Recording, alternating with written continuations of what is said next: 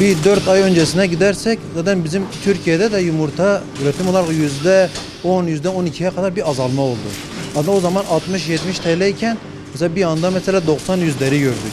Yani dedik aslında mesela bu fiyatlar sabit gider ama özellikle son bir ay içinde Amerika'da kuş gribi vakaları ortaya çıktı. Talep çok olduğu için bu bir ay içinde yumurta mesela 100'lerden nereden bakarsan 160, 170 yani her hafta 10-15 TL üzerine geldi. Amerika mesela bu Türkiye'den olan vergiyi de kabul etti. Yani çok yüksek fiyatlarla talep ediyor yumurtayı.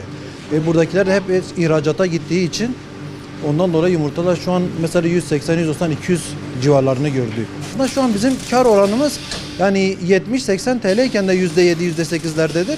Şu anda da aynıdır. Aslında biz de mesela bizim için de iyi değil.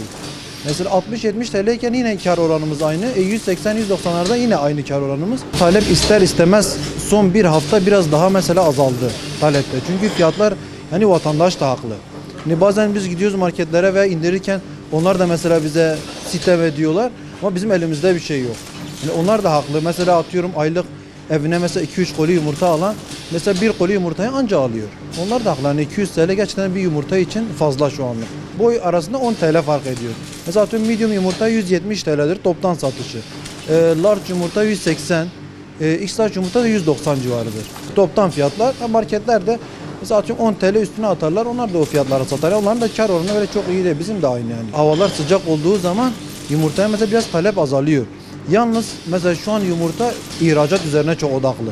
Hani Amerika'daki bu talep veya diğer birkaç Avrupa ülkesinde, Mısır'da özellikle bunlardan mesela biraz talep azalırsa yumurtada ister istemez düşüş olur. İhracat da bu sefer yani ülkemiz için o da iyi bir şey. Yani ancak ihracatı mesela biraz kısıtlarlarsa bir de üretim de biraz teşvik olsa üretime de biraz artarsa tabii ister istemez fiyatlar düşer.